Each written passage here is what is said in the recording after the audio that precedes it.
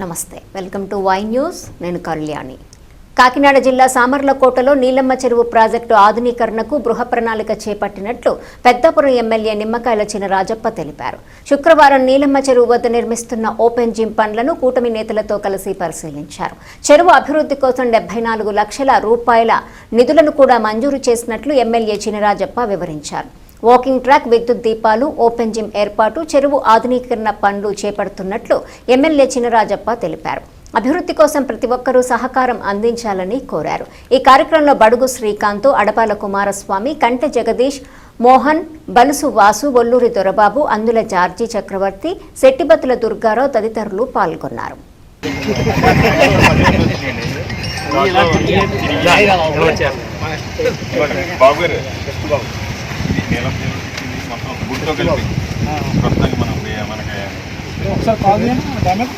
అందరికీ కూడా నమస్కారం. నీలం చెరువు ఎన్నో సంవత్సరాలుగా అభివృద్ధి నోచుకోలేదు. దీన్ని చేయాలని చాలామంది ఎమ్మెల్యేలు ప్రయత్నాలు చేశారు.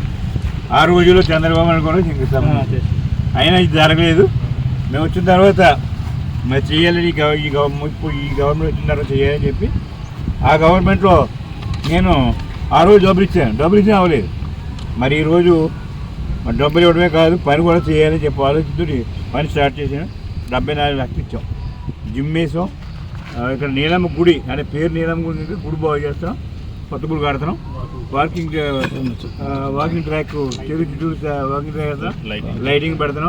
ఇవన్నీ కూడా చేసి మొత్తం 74 లక్షలు ప్లాన్ చేసుకుని దీని అభివృద్ధి ఇప్పుడు చేద్దామని చెప్పి. The news sponsored by Vaira Family Restaurant, national highway, Etagunta. నోరూరించే వంటకాలు, అసలైన మసాలా దమ్ముతో అదిరిపోయే నాన్ వెజ్ రుచులు మీకోసం.